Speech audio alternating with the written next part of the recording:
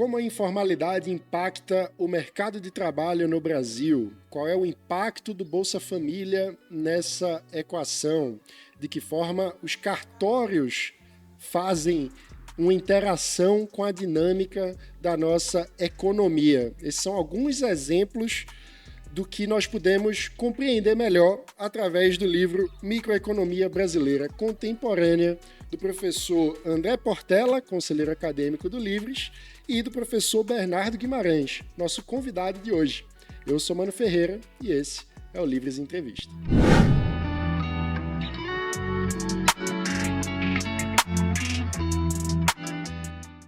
Professor, antes de mais nada, super obrigado por reservar um tempinho para conversar com a gente aqui no Livres. Obrigado a vocês, Mano, pessoal do Livres, muito obrigado. Professor, primeiro eu queria entender de onde vem a ideia do livro. Qual é o contexto em que vocês tiveram a ideia de publicar esse livro e qual é o objetivo dele no debate econômico brasileiro de hoje? Obrigado. Esse livro nasce de notas de aula e então a pergunta é, bom, e como que surgiu a ideia de criar esse material para dar aula e como que a gente gostaria que esse material fosse usado em outras aulas por aí afora no Brasil. A ideia é que quando a gente aprende microeconomia na escola, em geral, a gente aprende bastante coisa sobre como as pessoas tomam decisões, as empresas, aprende maneiras matemáticas de formular essas questões, de responder algumas dessas questões em modelos simplificados, mas com muita frequência, esse conhecimento fica aqui numa parte da cabeça, a gente usa para responder a prova e para pensar em algumas questões até, mas quando a gente vai falar sobre os temas que você colocou e vários outros, ao invés da gente usar o arcabouço da economia, a gente usa o senso comum. E aí todo aquele ferramental não é aplicado, meio que se perde. Só que esse ferramental da economia é desenvolvido justamente para falar da informalidade no mercado de trabalho, do Bolsa Família, dos caras. Se não fosse por isso, nem fazia sentido existir o ferramental todo. Todo o propósito é falar sobre sistemas. E é muito frustrante ver que os alunos depois passaram nas provas de microeconomia, mas quando chega para falar dos temas microeconômicos ou econômicos em geral, não usam aquele arcabouço. Então, bom, o que está faltando? A possibilidade é que quando a gente vai tratar de... Agora vamos falar de economia brasileira contemporânea. A gente vai falar de plano real, vai falar de inflação, mas esses temas super importantes, super pertencentes ao campo da economia, não são tratados. E aí a gente não está usando esse arcabouço para falar. Então, alunos, aqui tem um livro que a gente vai aplicar aquilo que aprendeu nos cursos de micro antes para falar desses temas. Vamos começar a pensar. Como é que a gente começa a pensar nesse assunto? Informalidade. Poxa, o jeito de pensar aqui, legal. Poxa, legal, começou a fazer sentido. Agora o que faz? Tal política pública. Se eu colocasse isso no modelo, acontecia o quê? Tem uma intuiçãozinha, interessante esse ponto. Para desenvolver essa maneira de usar a microeconomia para os temas que são importantes para o Brasil e para a economia aplicada em geral. Pessoal, eu queria que o senhor trouxesse um exemplo do que seria um modo do senso comum, por exemplo, um raciocínio equivocado sobre um programa como Bolsa Família e que, quando a gente aplica as ferramentas da microeconomia, esse raciocínio fica claramente equivocado. O Bolsa Família é um exemplo em que, quando se pensa em Bolsa Família, a única coisa que vem à mente são as questões distributivas, ou pelo menos o senso comum vai pensar só na parte da distribuição, que obviamente é a parte mais importante do Bolsa Família mesmo. O Bolsa Família é um programa de distribuição e a parte mais importante é essa mesmo. Mas aí tem questões de eficiência, tá? Como que o Bolsa Família vai mudar os incentivos das pessoas que recebem? E aí, de novo, o senso comum aponta, às vezes, para respostas muito rasteiras e muito rasas, que vem de alguns preconceitos, talvez estão lá atrás, mas que não estão pensando na escolha das pessoas. Espera, então vamos lá. Tem uma família agora que tem que decidir o que vai fazer. Uma família pobre, vamos pensar que é bem pobre, tá? Então as crianças vão trabalhar, podia ajudar a trabalhar, em alguma coisa rural, por exemplo. Então, se tiver um programa de transferência de renda, o que pode acontecer? O que vai mudar na escolha das famílias? Pode mudar a oferta de trabalho dos adultos? Pode mudar a oferta de trabalho das crianças? E se o programa tiver obrigatoriedade? E aí, dessa maneira, a gente vai construindo construindo uma maneira de entender o Bolsa Família, as condições do Bolsa Família, que tem mais a ver com os incentivos das pessoas e não precisam necessariamente, as pessoas não sabem o que elas querem, então a gente precisa forçar as pessoas a ir para a escola, alguma coisa, que elas não sabem nada da vida, então a gente... Pera, então o que são incentivos? Como que isso muda os incentivos? Se a gente acoplar isso com os incentivos, será que muda? Será que... É um tipo de exemplo. O Bolsa Família ainda é uma questão que é eminentemente distributiva, mas as questões de eficiência são importantes. Existem outras questões que são questões de eficiência. Por exemplo, quando a gente fala de BNDES. Poxa, BNDES, legal. Tem uma questão distributiva? Tem, porque umas empresas vão ganhar, mas tem uma questão de eficiência. A gente está alocando recursos para algumas empresas ou para algum tipo de financiamento. Não é todo mundo que tem acesso ao crédito do BNDES. Se você for comprar uma geladeira, você não tem. Tá, então vamos pensar, legal. Uma empresa vai ganhar, outra vai perder. Tá bom, legal. Importante, vai estar isso no modelo, mas também como que vai funcionar equilíbrio de poupança e investimento nesse mundo? Poxa vida, é verdade? Pensar nisso? Claro que precisa. O dinheiro vai... beleza. Então, modelinho simples. Olha, peraí. Se a gente estimula uma empresa, o capital para outra vai ter menos, porque a poupança não reage 100%. Sim, não é? Claro, óbvio. Tá, beleza. E a gente vai entendendo, então isso tem efeito da taxa de juros de mercado. É simples de ver. Qual que é a lógica? Então as coisas ficam muito transparentes e a gente consegue entender argumentos que, se a gente estivesse só escrevendo e discutindo, ia ser muito claro o que está correto, o que não está. Agora a gente vê o que está acontecendo, que hipótese implica qual, que hipótese foi usada. Isso é muito útil para a gente começar a falar de políticas públicas. Porque, sim, tem as questões distributivas, mas tem questões que têm a ver com a eficiência da economia como um todo. Muito bom. Então, eu queria aprofundar esse ponto sobre eficiência e uso do BNDES. O que é que a gente está fazendo de errado com o BNDES? Então, vamos lá. A gente tem um problema básico, que é que a gente queria dar mais crédito para as empresas, acho eu. E acho que essa é a ideia, que a gente queria mais investimento. Como é que ele faz investimento? Vamos dar crédito para as empresas. O que é a maneira um pouco inocente, ingênua, talvez, de pensar? Vamos criar um banco de desenvolvimento que vai dar crédito para as empresas a uma taxa mais barata. Legal, aí as empresas vão ter uma taxa mais barata. E acho que o pressuposto que tem lá atrás disso é que o resto tudo continua como está, mas agora a gente criou esse banco de desenvolvimento e vai para algumas empresas dar juros, ou para algum tipo de financiamento vai dar juros menores. E aí, muita discussão já começa daí falando, mas esse recurso vai ser mal usado, vai ter interferência política nisso tudo, que é interessante, provavelmente é verdade mesmo, mas tem uma questão mais fundamental, que é, quando a gente começa a pensar nesse problema, a gente não pode falar, o resto vai continuar tudo como está. Por que não? Porque o dinheiro que vai para investimento é o que se produziu na economia, que não foi consumido e que não foi absorvido pelos gastos e investimentos do governo.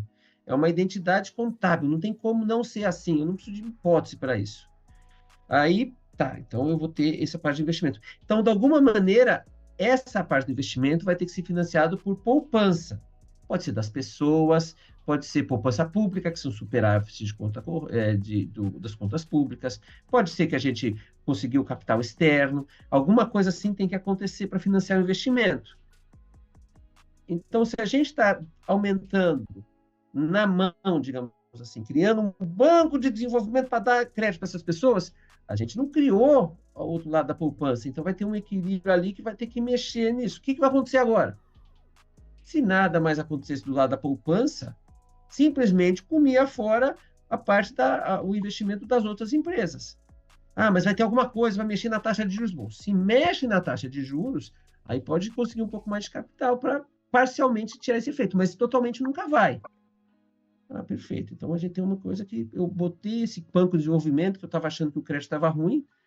Legal, agora tem umas empresas ganhando crédito, mas a gente olha o modelo microeconômico, e aí vai além do escopo dessa conversa eu explicar direitinho, mas a gente olha o modelo simples e já percebe que, por causa das identidades contábeis simples ali, a poupança não vai reagir 100%. Então, então isso significa que os juros vão aumentar para as outras empresas. Então isso agora já vai mudar a alocação de recurso. Que essa empresa está investindo, não investia antes sem esse crédito, mas tem outra que investir agora não vai com o juro alto demais. Então, o que a gente está fazendo errado? Bom, se você acha, e aí é uma questão de preferência, a gente olhar os dados e discutir. Se você acha que o BNDES é excelente em achar, não, aquela empresa que precisa de crédito, aquela que tem um investimento que é maravilhoso e vai gerar externalidades para a economia inteira, todo mundo vai aprender com isso, vai ser maravilhoso. Se você acha que o BNDES é esse banco que eu estou descrevendo, aí isso pode estar certo. Se você acha que a empresa do BNDES só está roubando dinheiro, também é meio óbvio. Mas mesmo que se você acha, são empresas, mas umas têm um mérito, mas a pessoa lá, a senhora que abriu uma padaria no bairro dela, está querendo reformar para ter umas mesinhas, ela também tem só que ela não consegue o crédito do BNDES. Também ia ser um investimento muito importante, aí está tirando dela para dar para alguém que está fazendo boi, ou está fazendo alguma coisa assim, o carro. E aí a gente tem que pensar, tá, mas a gente quer tirar o crédito dela para dar para o outro? Porque é isso que está acontecendo. O que a gente está fazendo errado, na minha opinião? A gente está inventando uma maneira de dar mais crédito para alguns e parece que não percebe que, pera, isso está mexendo no mercado, está tirando o crédito do outro. O que a gente tem que fazer? Eu quero estimular crédito. O que é política para estimular crédito? Tem uma questão de poupança pública?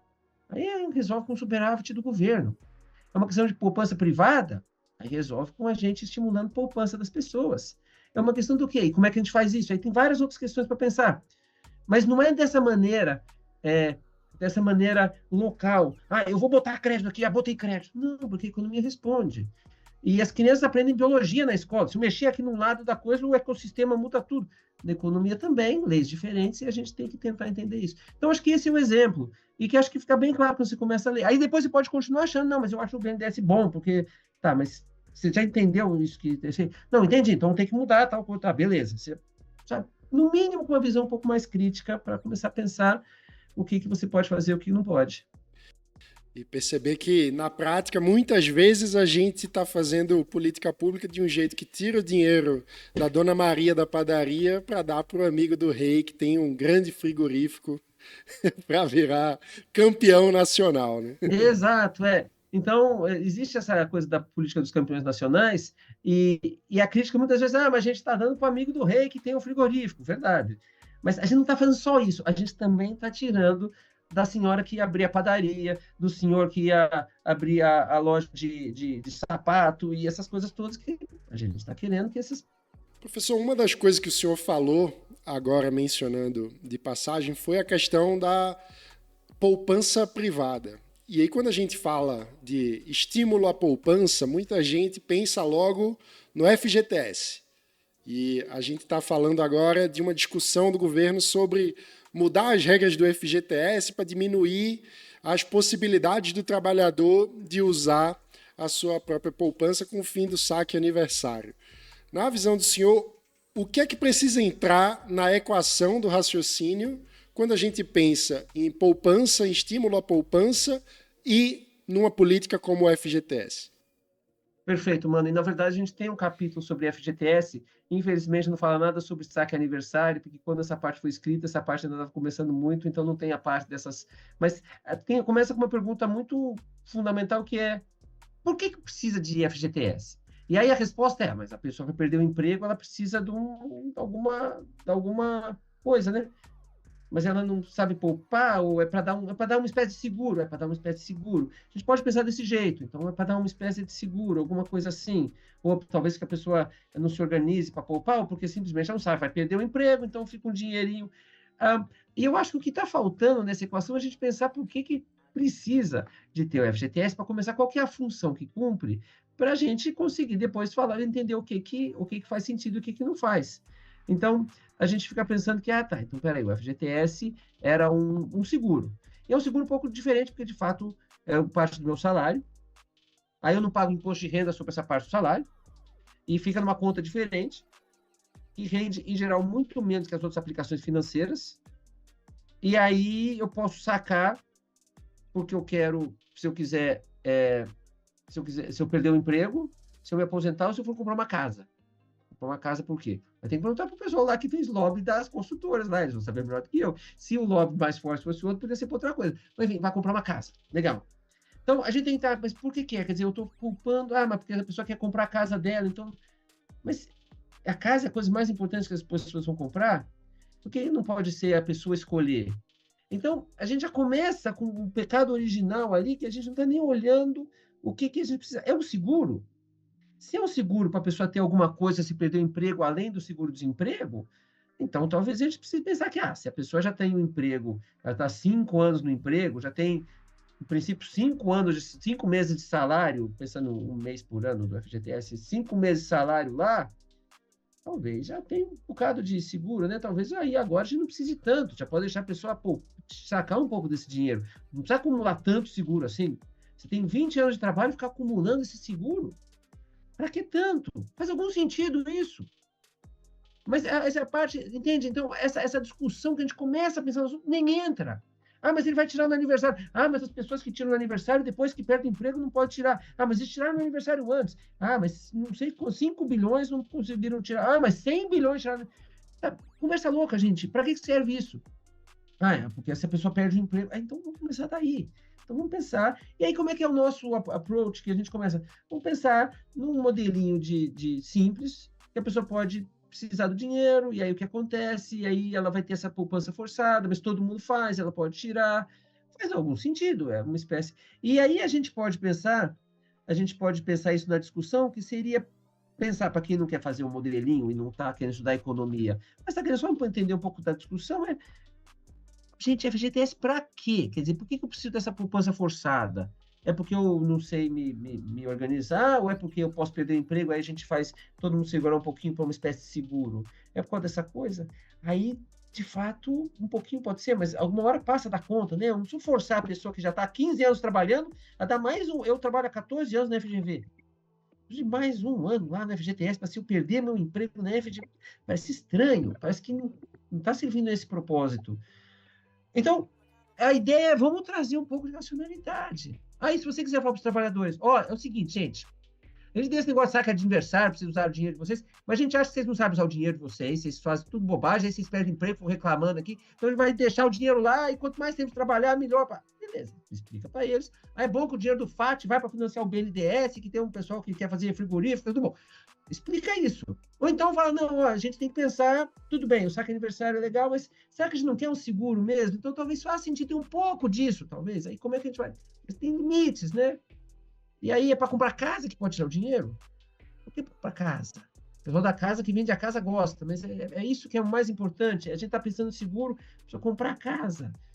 E quando você faz essas perguntas, às vezes quase nem precisa dar resposta. Você já vai falar, tá, parece que a política não é melhor que a gente precisava mesmo. Mas se as perguntas nem são feitas, aí a gente começa a entrar nas avenidas de política pública que são muito malucas mesmo. É um pouco que o livro está sempre falando. Gente, faz sentido isso. E a gente está querendo organizar o debate desse jeito.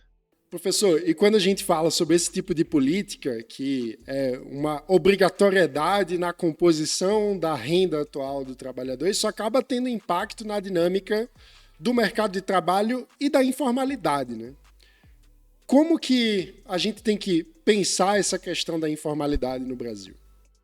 Isso. Então, assim, por que tem informalidade, né? Tem informalidade porque fica mais barato para ambas as partes você pagar mais salário e menos imposto. É simples assim. O trabalhador informal, ele tem menos direitos. Tem um monte de coisa que é diferente do contrato mesmo, em particular, tem menos limite, tem menos segurança no trabalho, tem mais dificuldade de acessar crédito, porque não tem como comprovar renda, tem várias coisas que seria melhor, mas o que causa informalidade é que com a informalidade você escapa da tributação. Isso tem vários efeitos. Um efeito é que se a tributação, se eu escapo da tributação, para a gente prover a mesma quantidade de serviço público, ou para arrecadar a mesma quantidade de dinheiro, vamos precisar tributar você o dobro. E o imposto tem essa coisa que é importante, que é que, se ele é mais bem distribuído, ele é melhor, porque um imposto pequeno, ele não distorce muito. O imposto maior distorce bem mais, é mais do que o dobro. Então, o imposto 2 vezes maior distorce mais que o dobro, em geral, assim. Então, a gente perde porque a gente começa a concentrar, e aí você começa a ter vários problemas com isso. Problemas que as empresas que têm que ser formais, elas acabam tendo uma carga muito maior, então elas em princípio, elas são mais produtivas, por isso elas são formais, mas elas acabam crescendo menos.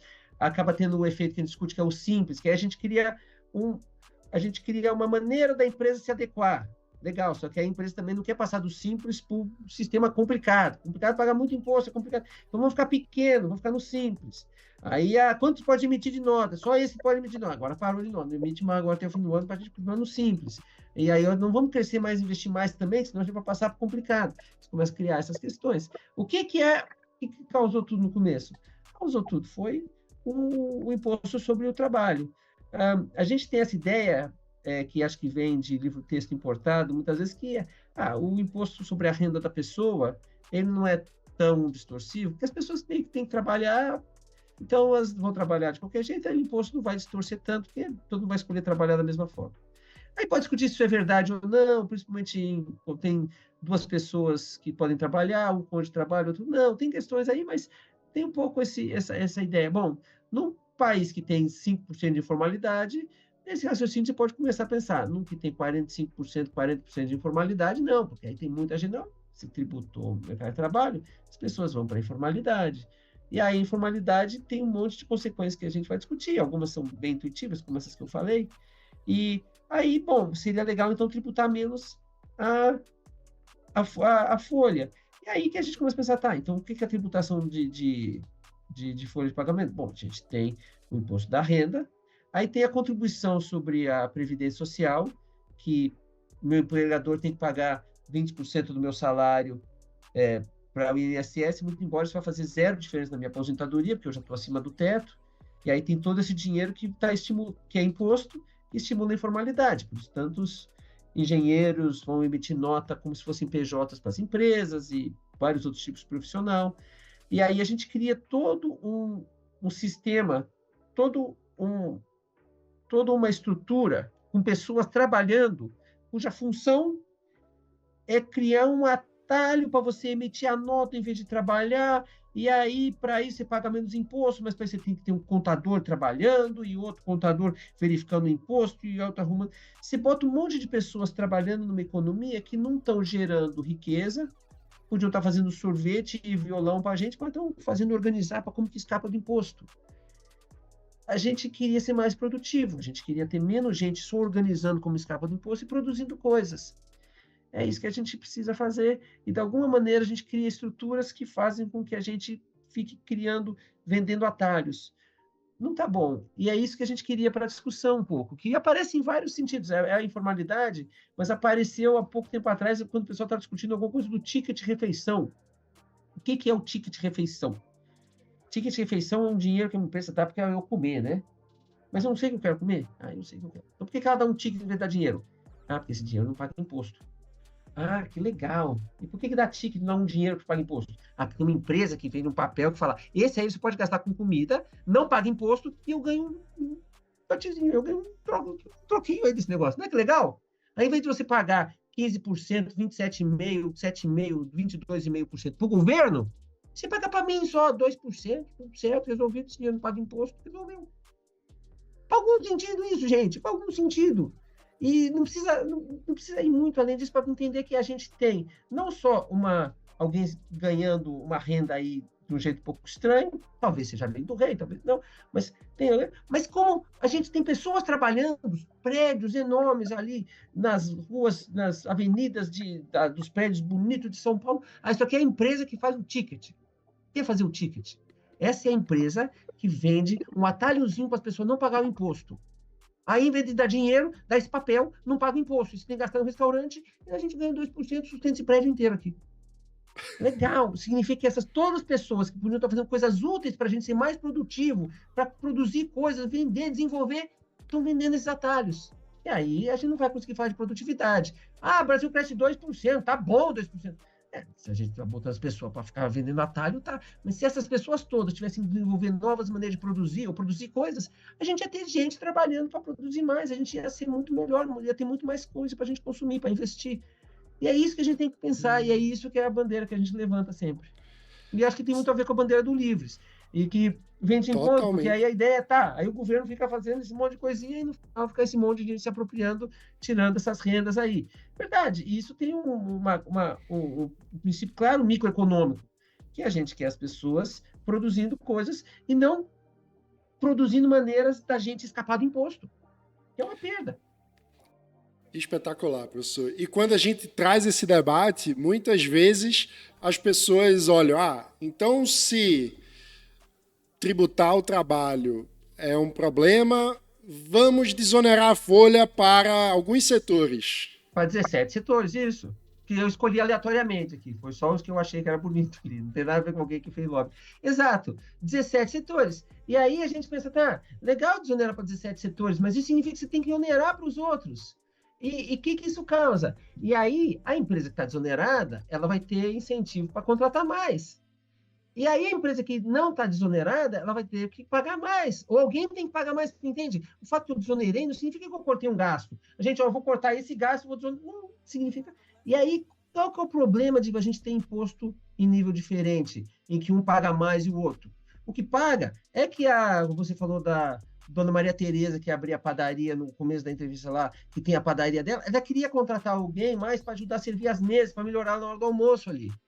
Só que para ela tá caro, para não sei o quê, ou para não sei para quem tá caro, enquanto para outra pessoa que faz outra coisa, no setor de comunicação, no setor de carro, aí tá mais barato. Então significa que o trabalho é ser mais produtivo no setor que está onerado.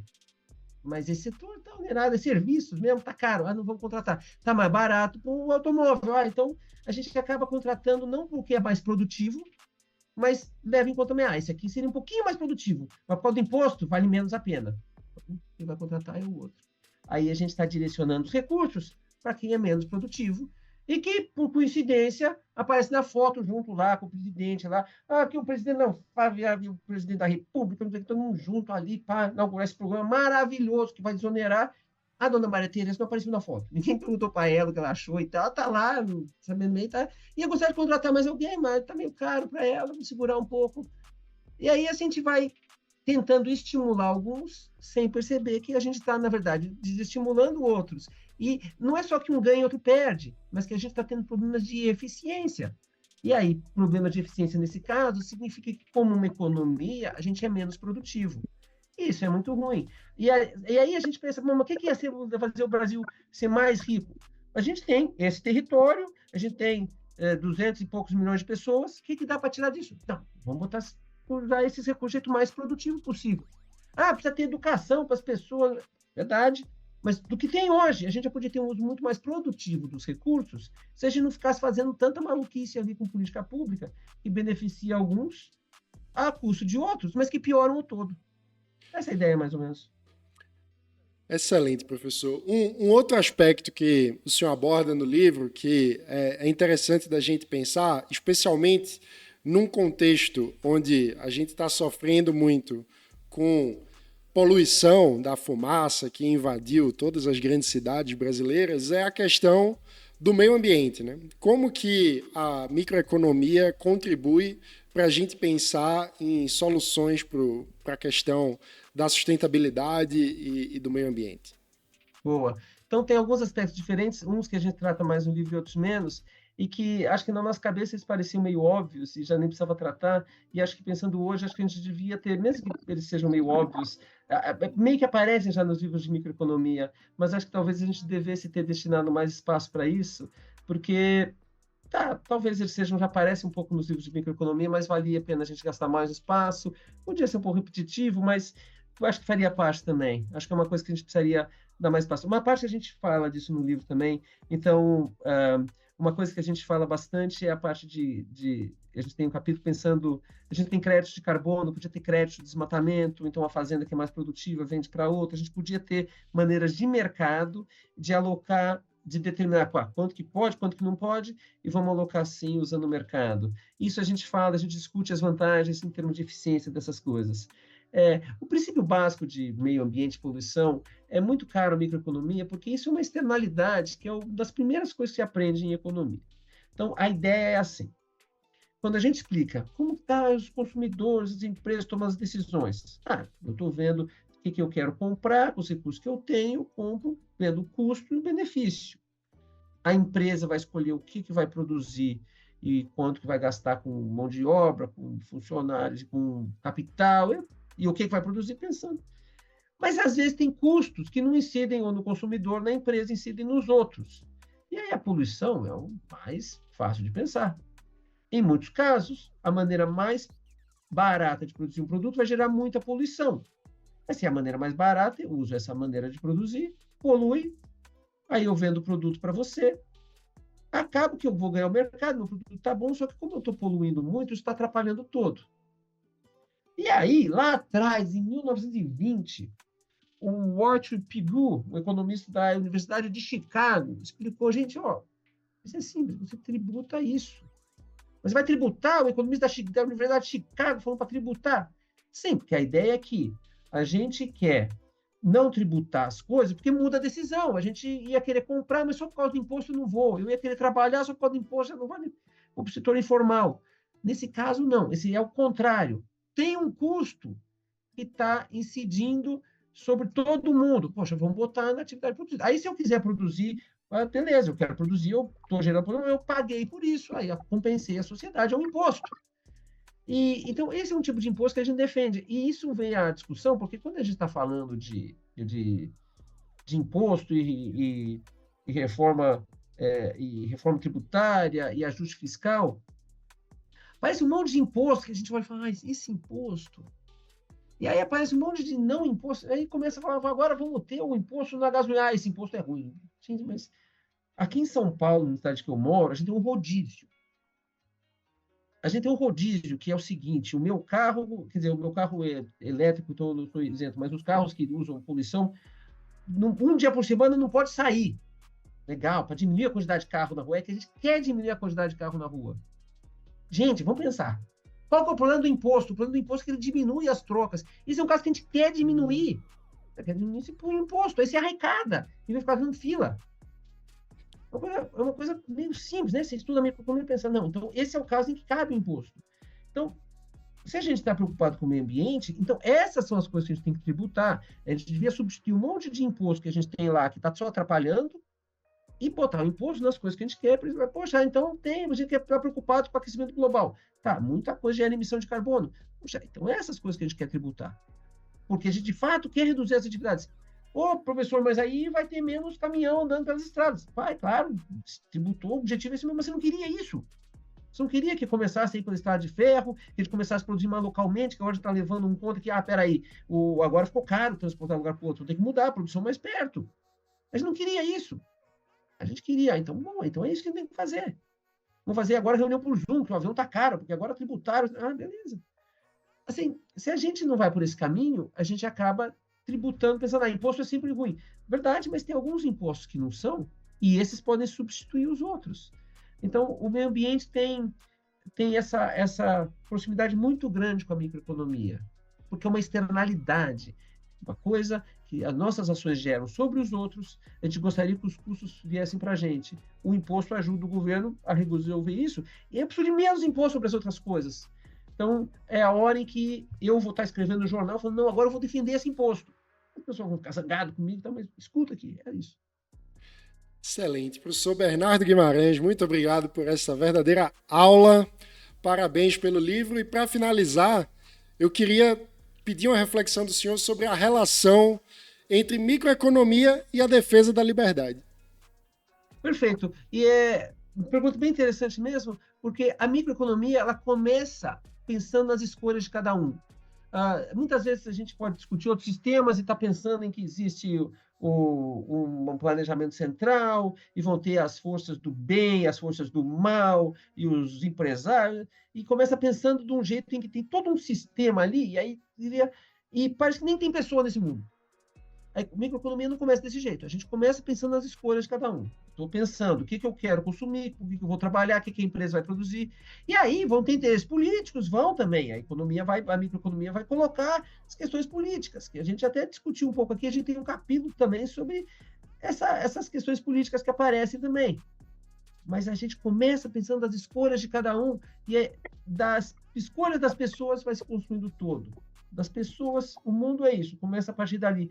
E eu acho que a ideia da liberdade começa pensando que, peraí, a pessoa é um agente, a gente não tem um mundo que precisa tutelar todo mundo. As pessoas são agentes, e a gente precisa de maneiras em que as instituições funcionem para garantir que as pessoas tenham essas liberdades.